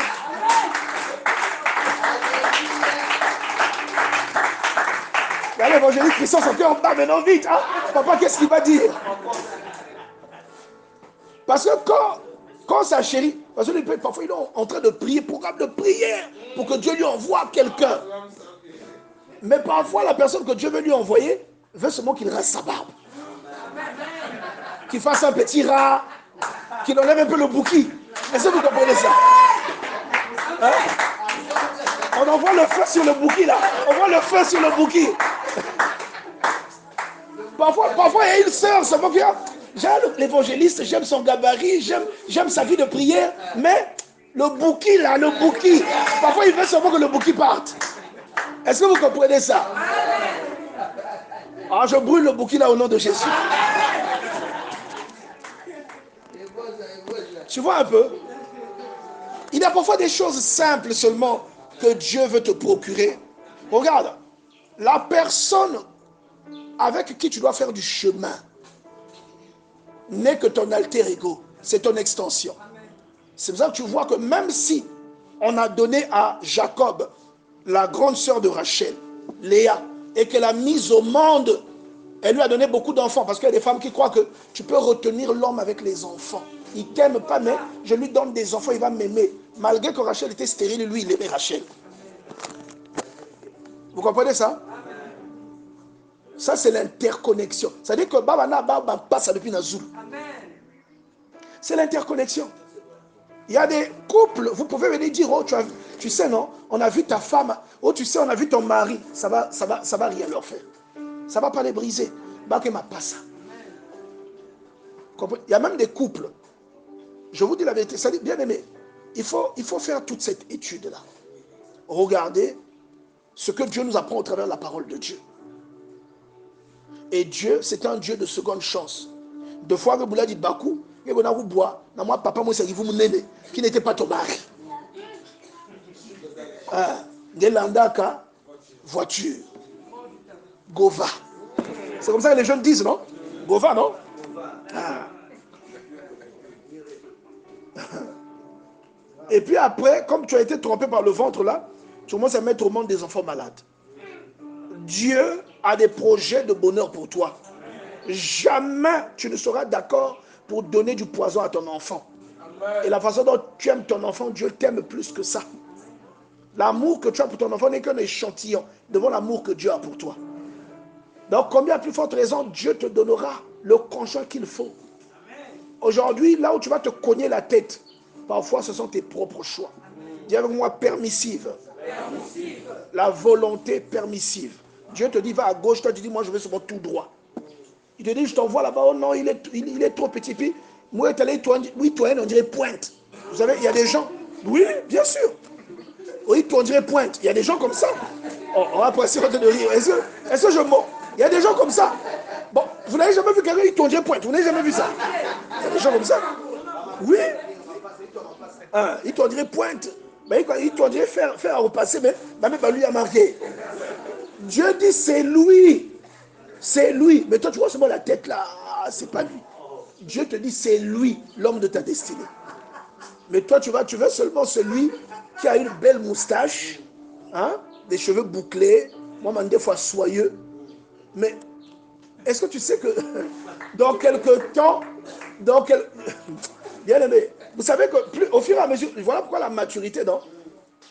Quelqu'un m'a posé la question le jeudi, lors du culte du jeudi, sur Team League, la différence entre la sagesse et l'intelligence. Je lui ai expliqué en quelque sorte que la sagesse est une compétence intellectuelle, alors que l'intelligence est une forme de maturité. Est-ce que vous comprenez? Et la sagesse ne dépend pas du nombre d'années. Tu peux être tout petit, mais tu es sage. Pourquoi? Parce que la sagesse est un esprit. Ésaïe chapitre 11. Tout le monde se rappelle de ça, n'est-ce pas? La sagesse est un esprit. C'est une faculté que Dieu donne à quelqu'un. Un don que Dieu fait à quelqu'un. Jacques nous dit, si quelqu'un manque de la sagesse, qu'il la demande à Dieu, Dieu la lui donnera.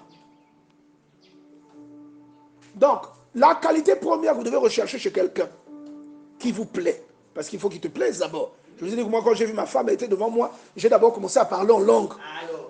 Il faut d'abord que la personne vous plaise.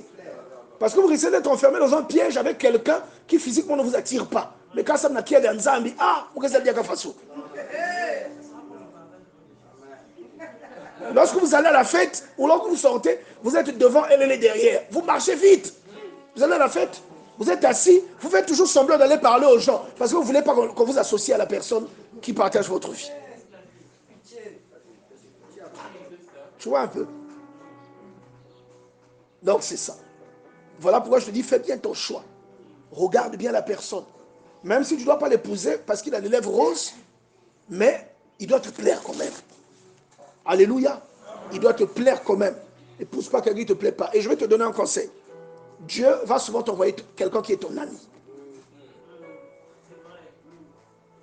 Et quand j'ai hâte de rire, t'as le sourire. Elle rit. Et là, moi, ça me pousse à regarder Even. Épouse quelqu'un qui est ton ami. Vous serez heureux. Je vous dis la vérité. Voilà pourquoi il y a même des couples, des natures de couples qu'il faut tester. Quand vous êtes convaincu que c'est la personne de votre destinée, vous devez tester d'abord la personne. Comment vous vous entendez? Je vous jure que si vous disputez beaucoup, vous serez malheureux. Mais si vous êtes amis, en plus d'être amoureux, vous êtes amis, épousez quelqu'un que vous trouvez intéressant. Vous comprenez ça? Épousez quelqu'un qui vous fait rire. Épousez quelqu'un qui vous inspire. Mais au-delà de ça, assurez-vous que c'est Dieu qui choisit cette personne pour vous. Parce qu'en réalité, c'est Dieu qui a emmené la femme auprès d'Adam. Votre conjoint, c'est Dieu qui vous l'emmène. Est-ce que quelqu'un comprend cela? Je vous assure, bien-aimé. Il faut que la personne avec qui vous partagez votre vie, que vous ayez des centres d'intérêt. Vous n'allez pas aimer les mêmes choses. Toi, tu vas aimer les foot, elle va aimer Novelas. Tu vas aimer la lecture, elle va aimer la cuisine. Tu vas aimer la prière beaucoup, elle va aimer la prière un peu. Tout ça, ce n'est pas un hasard. C'est parce que Dieu veut que tu lui fasses aimer la prière comme toi tu aimes la prière. Dieu veut que tu deviennes humble. Il va t'envoyer une femme humble. Et tu verras dans sa vie des raisons d'être orgueilleuse, mais tu la trouves humble. Et ça va être une leçon pour toi. Quelqu'un comprend ce que je dis? Ça va être une leçon pour toi. Vous voyez? Je vous dis la vérité. Donc, en réalité, nous sommes censés être... Quand vous avez une femme qui prie beaucoup, ça doit être une leçon pour votre vie de prière. Quand vous avez une femme qui sait gérer, ça doit être une leçon pour votre façon de gérer. Et puis, je vais dire un truc à nous les hommes. Monsieur, vous n'avez pas toujours raison. Est-ce que vous comprenez? L'homme confond souvent le fait que la Bible dise, dans le livre d'Éphésiens 5, que l'homme est le chef de la femme. On confond l'expression chef avec le fait d'avoir toujours raison ou d'avoir toujours le dernier mot. C'est faux. Être chef, ce n'est pas seulement un titre, c'est une responsabilité. Un chef est responsable. Celui que l'on respecte, on le respecte à cause de son exemplarité. Vous comprenez? Quelqu'un est chef à cause du rôle qu'il joue. Je ne sais pas si quelqu'un comprend ce que je veux dire. Vous savez que si je me mets à faire le zouave ici, vous n'allez plus me respecter. Je sors là en cinglé. Oh, croyant, ça va? Vous allez perdre le respect que vous avez pour moi. Je vous dis, il y a des petites choses. Hein. Vous faites quand même un bouton. Vous allez, ça va vous déranger. Vrai ou faux? Ça va vous déranger. Ou que je sorte seulement en culotte ici. En culotte. Ça va vous déranger. Un chef, un responsable, je parle là du chef, du leader de la famille. Il est leader, pas parce que c'est un homme. Il est leader à cause de ses responsabilités, à cause de sa maturité, à cause de sa façon de conduire sa maison. Est-ce que vous comprenez ça? Je vous ai dit au début, vous pouvez épouser quelqu'un, il vous fait 2 enfants, mais vous vous retrouvez avec 3 enfants. Parce que lui-même, c'est votre fils aîné. Vous comprenez ça? Lui-même, c'est votre fils aîné. Donc, il faut vraiment, quand on dit autour du mariage, on doit vraiment regarder tous ces aspects-là. On doit regarder tous ces aspects. Je vous assure. Et vous qui êtes l'homme, vous devez tout le temps, votre souci premier dans le foyer, ça doit être l'exemplarité. Vous devez être l'exemple. Pourquoi je le dis? Est-ce que vous savez qu'il y a des disputes où c'est vous qui avez raison, mais seulement la qui a dit vous acceptez que vous avez tort? Par maturité, pour amener la paix. Pourquoi? Parce que s'il n'y a pas de paix, il y a des brèches. S'il y a des brèches, le diable s'insère. Vous ne comprendrez pas. Dans un mois, vous allez développer des échecs. Vous ne savez pas les échecs là viennent d'où? Les échecs viennent des périodes où vous êtes disputés et que vous ne vous parliez pas. Quelqu'un comprend ce que je dis? Amen. Voilà pourquoi, moi, je vous dis, hein, moi, il y a des disputes. Donc, déjà, quand tu me vois là, moi, je ne suis pas litigieux. Très conciliant. Donc, il y a des disputes, parfois même.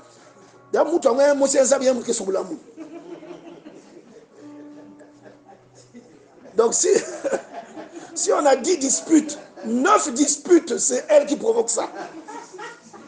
Et parfois même quand la dispute est provoquée, je refuse, je dis je ne veux pas me fâcher. C'est-à-dire je dis à la personne, hey, pardon, je ne veux pas me fâcher, laisse-moi dormir. Je ne veux pas me fâcher. Je dis à la personne, mais la personne force. Elle se lève, elle passe, elle jette un cri. Elle se lève, elle jette. Non, on est en train de te titiller. Mais vous les femmes, vous savez comment vous êtes? Mais oui. Vous savez comment vous êtes. Tu refuses la dispute. On te colle ça à la peau. Il faut mettre soin. Mais toi, tu dis non. Quelqu'un dit, il y a une bac raison. Bilou bien mouna ça, papa, tu peux pas raison. Bac a raison. Mouna ça, tu as tort. Bilou bien. Alléluia. Il y a des disputes comme ça. Il y a des disputes comme ça que. Pourquoi? Parce que je sais que si je réponds, ma parole est mêlée. Ah oui, il y a ma parole qui m'a sabre. Ah oui, Gillette. Moi, parce qu'en réponse, c'est Gillette, moi, c'est Salgué. Je sais que si je réponds, il y a un qui d'Asuka. Pourtant, il y a un qui est un qui d'Asuka, un qui est causé avec vous. Est-ce que vous comprenez ça? Or, moi, je ne veux pas de... Je sais que si on est comme ça, on va dormir comme ça et ça ne sera pas bien. On a des programmes de prière en commun. On doit se réveiller dans la nuit, peut-être 2 fois. Si elle dort fâchée, quand je me réveille, elle va refuser de se réveiller. Je vais être comme un oiseau qui bat d'une seule aile. Dis à ton voisin, regarde ton voisin, touche-le même à l'épaule, dis-lui la paix dans la maison. La paix dans la maison. Alléluia. Amen. Beaucoup de gens ne comprennent pas ça. Dieu vous met ensemble parce que vous êtes une force tous les deux. Et la preuve de votre complémentarité, c'est le fait qu'il ait pris son pouvoir de création, qu'il ait scindé en deux, qu'il ait mis une partie en toi, une partie dans ton conjoint. Parce qu'à toi tout seul, ceux qui veulent refaire le monde là, ils sont obligés même d'aller dans des banques de ce que vous savez, pour aller prendre ce que vous savez et se faire inséminer. Vous comprenez? Vous avez compris, non? Amen. Qui n'a pas compris? Parce que devant, je prends des déviations à cause des enfants. Ils vont dans des banques de ce que vous savez pour aller se faire inséminer. Pourquoi ils vont dans ces banques-là? Qui fournit ces banques? Ce sont des hommes. Donc, quelle que soit la richesse même que vous aurez, pour faire un enfant, vous aurez besoin du sexe opposé. Quelqu'un comprend? C'est la preuve de la complémentarité et de la jointure dans l'accomplissement de votre destin. C'est la preuve qu'il y a des personnes qui sont appelées à se joindre à quelqu'un pour réaliser ce que Dieu demande qu'il réalise. Même Dieu, pour introduire le Seigneur, il a eu besoin de s'associer à quelqu'un, à Marie. L'Esprit de Dieu te couvrira de son ombre. Pourquoi il n'a pas fait ça dans le vide? Jésus est sorti d'un arbre. Il est sorti là. Pourquoi? Mais il est passé par une vierge. Ésaïe avait annoncé, une vierge va enfanter. Est-ce que vous comprenez ça? Dieu n'improvise pas, je vous l'ai dit. Mais vous allez voir que Dieu est un Dieu qui associe souvent des destins. Il y a une combinaison qui produit des choses. Il prend une partie de son pouvoir de création. Lui, pour créer l'homme, il a parlé, il a créé. Mais toi, pour créer l'homme, toi, pour créer Kevin, tu as fait comment? Tu t'es accouplé avec quelqu'un. Et tu ne l'as pas créé seul. Donc, il y a une partie du pouvoir de création que tu as manifesté en tant que Dieu dans un corps, Psaume 82, verset 6. Amen. Il y a une partie de ce pouvoir-là pour le réaliser.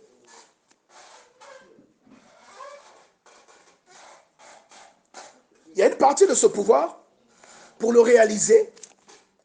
Il a fallu que tu t'associes à quelqu'un. Alléluia. Amen. Il a fallu que tu ailles chez quelqu'un qui a la deuxième partie du pouvoir. C'est comme une porte qui est fermée. Comment vous faites si vous n'avez pas une clé? Comment vous faites pour ouvrir cette porte-là? Ou si vous avez une clé, vous ne savez pas la porte qu'elle ouvre. Elle va vous servir à quoi? Elle va même vous agacer, vous allez la jeter. Une clé, pour voir son importance, il faut que vous voyez une serrure quelque part.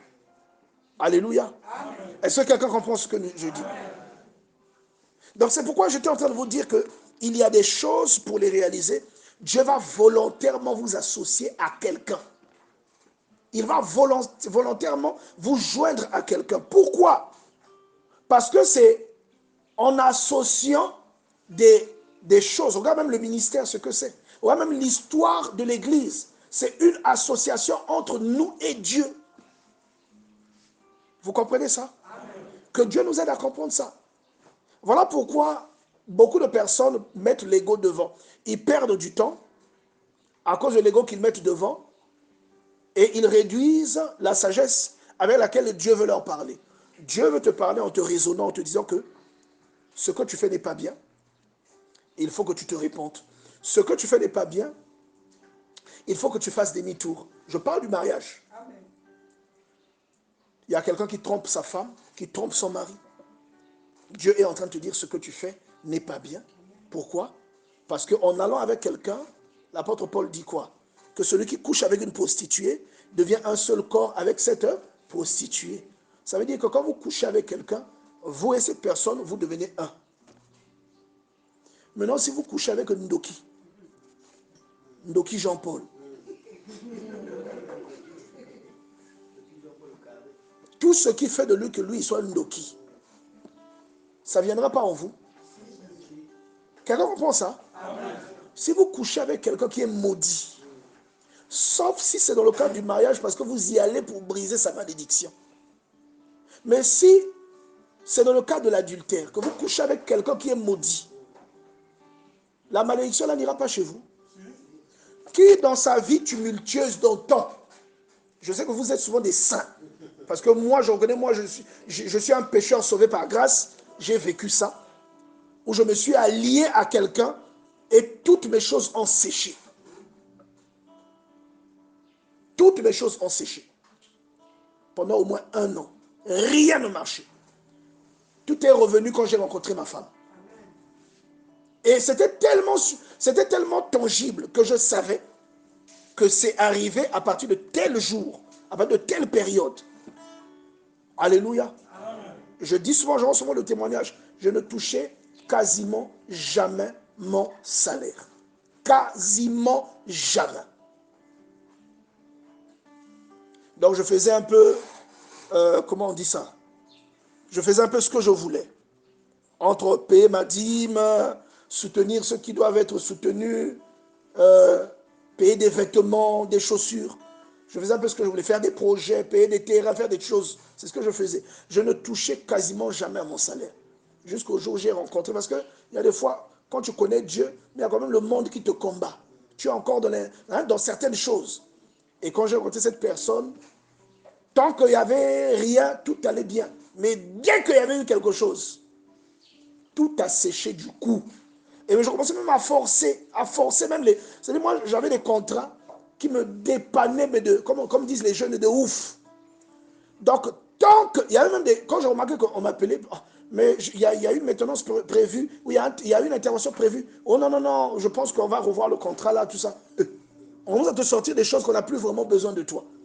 Il y a une chose que j'appelais l'envoûtement du Saint-Esprit. C'est-à-dire, quand j'allais travailler quelque part, si ce n'est pas le travail le travail mensuel, si ce n'est pas le travail mensuel, mais c'est une intervention hors cadre du contrat du travail mensuel. Quand je vais travailler, le prix que je vais donner dans la facture, c'est le prix qu'on va me payer. Mais c'était maintenant quand je donne un prix, si jamais Dieu a eu pitié, je donne un prix, on discute le prix là. Oh, mais on va pas mieux. Donc tu sens que quelque chose ne va pas. Pourquoi? Je m'étais accouplé avec la mauvaise personne. Amen. Et un jour, j'ai dit à la personne en question, mes choses ne marchent plus. C'est toi qui fais ça. Oh, Mounier, vous-même vous connaissez. Qui va reconnaître ça? Tout avait séché. Et je vous ai dit, le jour où j'ai rencontré ma femme et que tout a commencé, la première fois qu'elle m'a rendu visite, c'était un samedi. On était ensemble. Comment? Comme aujourd'hui. J'avais un contrat avec City Sport. Et ce jour-là, parce qu'il y avait City Sport qui est associé, qui était, je ne sais pas si c'est toujours le cas, qui était associé à la maison Casino. J'avais un contrat avec Foralac, avec City Sport, avec EMCK, avec Electrosan. J'avais pas mal de contrats, même avec des particuliers. Et City Sport m'appelle. Je vais. Il y avait à l'époque le responsable de l'époque, M. Bagdadi. Je vais. Ça faisait plus d'1 an qu'il ne m'avait plus contacté. Qu'aucun de mes contrats, que mes contrats avaient été suspendus et que je fonctionnais maintenant avec mon salaire. Dis-moi, étouffeur de grâce. Il y a des étouffeurs de grâce. Si quelqu'un est honnête, qui a déjà vécu ça ici, sois honnête. Ah, amen. Pour ceux qui ont le courage d'être honnêtes. Tu vois, un étouffeur de grâce. Là, c'était une étouffeuse de grâce. Elle a nié, c'est pas moi. Après, j'ai dit non, il faut que je laisse cette histoire-là. Alors, tu pries, mais tu commences à prier, Dieu, brise en moi cet esprit. Dieu, fais ceci. Et un jour, Dieu m'a délivré. Quand j'ai vu que Dieu m'a délivré, j'ai prié, Seigneur, fais que la personne là, qu'elle puisse, ça dit qu'il y a un seul... Parce qu'il y a comme une technique à roseau. Quand tu veux dire que non, c'est fini, il y a une technique, moi aussi. Vous connaissez la technique du roseau? Quand le vent souffle à droite, il va à droite. Le vent souffle... Parce que quand le vent souffle à droite, tu résistes, tu te casses. J'ai prié le Seigneur. Et quand j'ai prié, finalement, Dieu a tout fait. Une situation s'est créée, paf! C'est fini. Quand c'est fini, je suis moi aussi resté comme ça. Jusqu'à donc je n'avais plus personne. J'ai dit, je me dédier. Et Dieu envoie la personne de la femme de ma destinée. Jusqu'à ce que j'ai rencontré ma femme. Alléluia. Amen. Et lorsque cela s'est produit, j'ai commencé à constater que tout ce qui était mort est venu. Vous savez, quand j'ai rencontré ma femme, quand on s'est fiancé, on m'a augmenté 3 fois en une année. 3 fois en une année. Et c'était une chose tellement improbable. Parce que là où je travaillais à l'époque, même pour t'augmenter une fois, tu peux attendre 3 ans. Quelqu'un comprend ça? On m'a augmenté en une année 3 fois. Je me suis retrouvé, vous savez, Dieu a créé des conditions, il a créé des choses, on m'a augmenté. Et je savais que c'est cette personne. Et les choses avaient commencé à s'ouvrir. Elle a commencé à me raconter des songes. J'ai rêvé que tu es venu me chercher à l'école, mais tu conduisais une Toyota rouge. C'est elle qui avait d'abord rêvé, la Toyota rouge là. Tu conduisais une Toyota rouge. J'ai dit, ah, mounier, je vais payer ça avec quel argent? Dis à ton voisin le destin. Il y a beaucoup de choses qui sont liées à ton épanouissement financier, qui sont enfouies dans quelqu'un. Il y a des promotions que tu peux vivre parce que Dieu t'associe à quelqu'un. Alléluia. Quelqu'un comprend ce que je dis? Tout comme il y a aussi des échecs et des assèchements que tu peux vivre parce que Dieu t'associe. Non, parce que tu t'associes à quelqu'un. Demande à Samson. Tu vois? Donc il y a beaucoup de petits paramètres dedans pour que tu saches faire les discernements. Mais attention, tout ce qui ne marche pas ne signifie pas que c'est la mauvaise personne. Non. C'est pas ce que ça veut dire. Il faut avoir beaucoup de discernement pour bien disséquer chaque point, chaque élément de ces choses-là. Est-ce que quelqu'un comprend ce que nous disons ici? Et effectivement, comme elle le disait, l'année qui a suivi, je partais maintenant la chercher à l'école avec une Toyota rouge. Une petite Toyota 90 coupée rouge. Tu vois un peu? Donc il y a des choses qui se déclenchent. J'aime beaucoup cette parole de Genèse chapitre 2. On va lire à partir du verset 4. La Bible dit, voici les origines des cieux et de la terre, quand ils furent créés. Lorsque l'Éternel Dieu fit une terre et des cieux, aucun arbuste des champs n'était encore sur la terre et aucune herbe des champs ne germait, car l'Éternel n'avait pas fait pleuvoir sur la terre. Il n'y avait point d'homme pour cultiver le sol. Qui comprend ce qu'on nous dit? Tant que l'homme n'était pas là, il ne pleuvait pas. Quelqu'un comprend ça? Tant que l'homme n'était pas là, il ne pleuvait pas. Il y a des choses que tu ne vis pas. Croyance, bouscule ton voisin. Il y a des choses que tu ne vis pas. Alléluia. Amen. Pourquoi lorsqu'on revient quelqu'un qui dort, il a toujours l'air suspect? Lève la main s'il te plaît, lève la main. C'est la main que tu as mise sur la tête là qui te fait somnoler. Mais Kevin peut s'asseoir quelque part. Il y a d'autres chaises, hein, où tu le laisses là, tu t'assois ailleurs. Parce que parfois, c'est le poids de l'enfant aussi qui te berce. Au lieu que toi, tu berces l'enfant, c'est le poids de l'enfant qui te berce. On va terminer par là. Alléluia. Alors, donc bien aimé, j'aimerais vraiment rappeler ceci à quelqu'un. Il y a un potentiel, comme je te l'ai dit la semaine passée, qui se trouve en toi. Non, que Dieu t'a donné, mais qui se trouve chez quelqu'un. Je vais te donner un exemple autrement. Lève la main si tu suis ce que je dis et que tu ne te laisses pas embrouiller par Anna Zoé. Regarde, je vais te dire ceci. Je vais répéter ce que je dis. Il y a un potentiel que Dieu a déposé en toi, mais qui se trouve en quelqu'un. Alléluia. Amen. Le prophète Jospin n'est pas là, j'allais lui poser une question pour illustrer ce que je dis. Non, la question concerne le pasteur Iloki. Parce que c'est le prophète Jospin, la dernière fois, qui m'avait tiré à côté pour me parler. Le prophète Jospin me dit, mais papa, je ne comprends pas. Depuis la consécration, là, je ne comprends plus le pasteur Iloki, je ne le reconnais plus. Toi aussi, tu rends ce témoignage, non?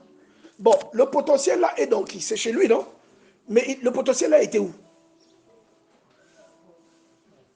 Est-ce que quelqu'un comprend ce que je dis? Est-ce qu'on voit que le mariage a même plusieurs figures? Il y a un potentiel que toi tu as, qui se trouve dans ton père spirituel. Quelqu'un comprend ça? Quand tu écoutes Lise, depuis quand Lise prêche comme ça? Lise.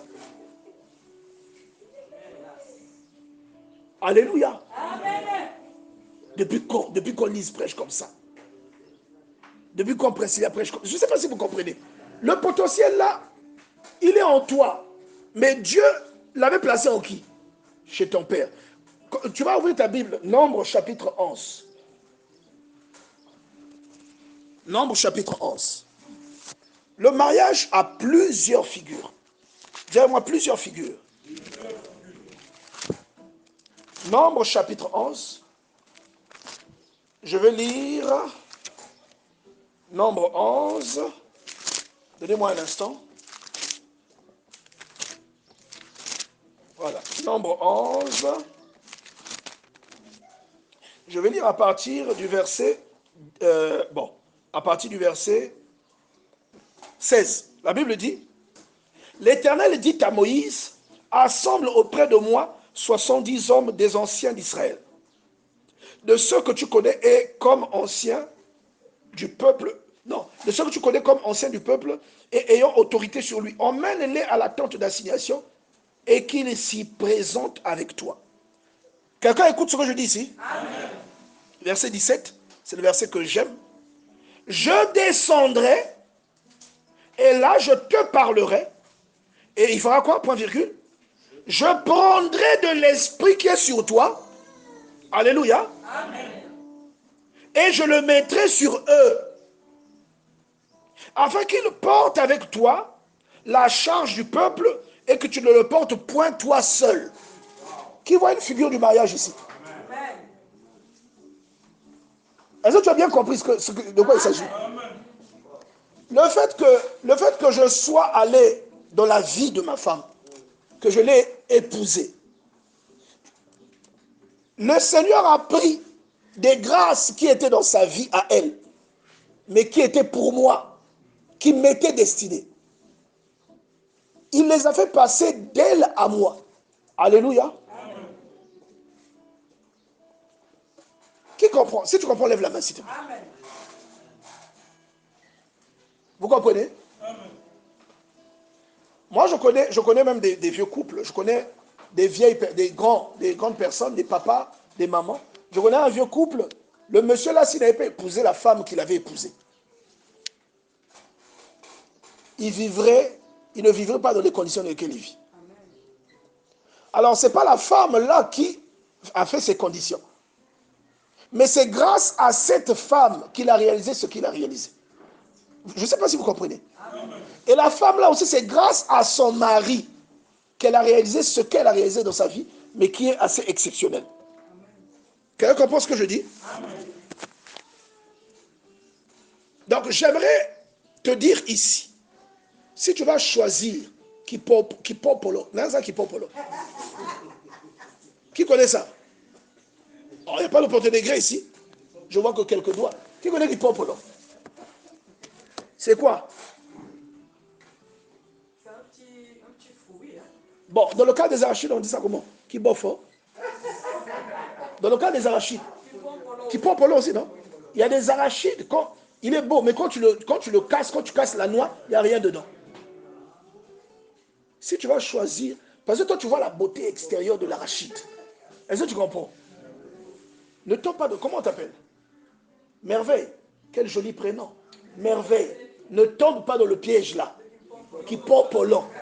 Quand tu vas te regarder dans le miroir, tu dis, c'est lui qui me vaut. Quand je me vois, non? Moi, c'est seulement le frère est tel qui peut. Tu vois un peu?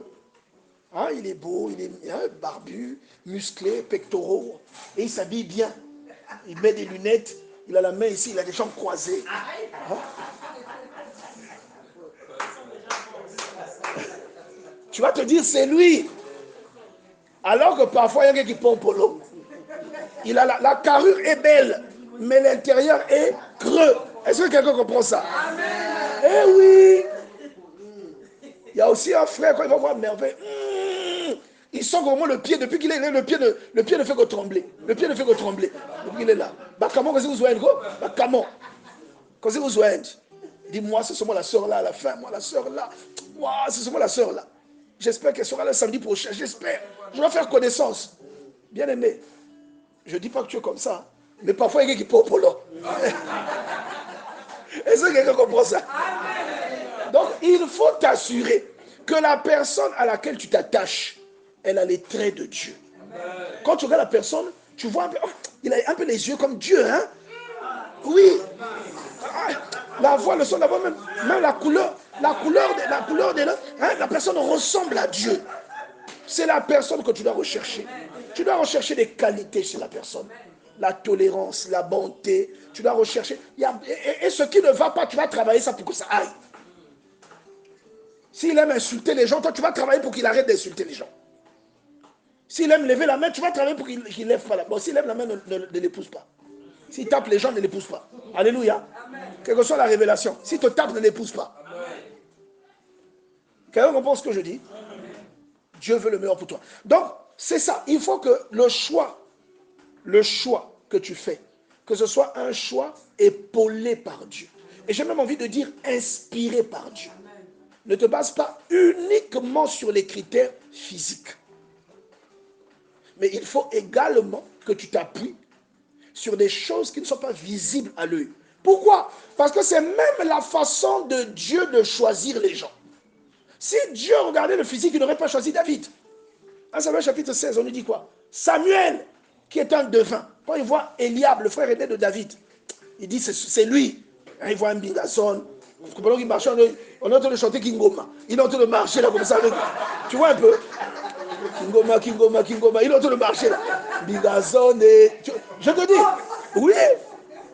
Il dit, Samuel, de devin prophète qu'il est, il dit c'est lui. Le balèze là, c'est lui.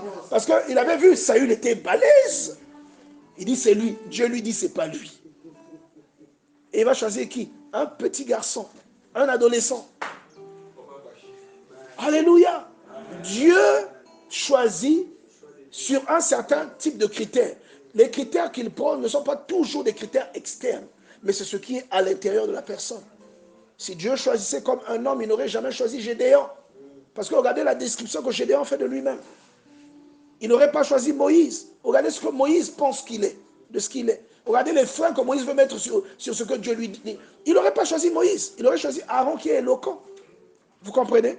Vous aussi, ne le choisissez pas parce qu'il a une belle barbe. Ne la choisissez pas à cause des hanches, s'il vous plaît. S'il vous plaît, j'insiste. Oh, les hanches, non. Arrêtez ça. Hein? Oh, parce qu'il a la nationalité. Ne le choisissez pas pour ça. Lorsque les enfants d'Israël sont allés conquérir Canaan, eux, c'était des étrangers. Ceux qui avaient la nationalité sont devenus des étrangers chez eux-mêmes. Dieu te donne la possession du lieu que tu vises. Et je prie pour que le mariage dans lequel Dieu va t'envoyer, que tu entres dans ce mariage comme une délivrance pour le conjoint. Que tu entres dans ce mariage comme quelqu'un qui vient recalibrer ce qui n'était pas calibré. Que tu entres dans le mariage comme quelqu'un qui vient faire grandir ce qui ne grandissait pas. Amen. Qui vient désaltérer ce qui avait séché. Il y a des personnes, quand tu la regardes, elles ressemblent à une terre sèche. Quand vous allez au désert, vous voyez la terre a même des fissures. Tellement elle est sèche, il n'y a pas d'eau. Une terre altérée. Et je veux que quand tu vas entrer, que tu sois comme la pluie, comme la rosée sur cette terre-là. Que tu amènes la grâce, la bénédiction, que tu amènes la magnificence, l'élévation dans la vie de la personne que Dieu t'appelle à épouser. Et que cette personne accomplisse son destin en t'épousant. Je veux que le mariage dans lequel tu entres soit l'accomplissement de ton destin et du destin de ton conjoint. Au nom puissant de Jésus-Christ. Je vais te demander de te mettre debout, bien-aimé dans le Seigneur. On va se mettre debout. Je vais te demander de prier le Seigneur.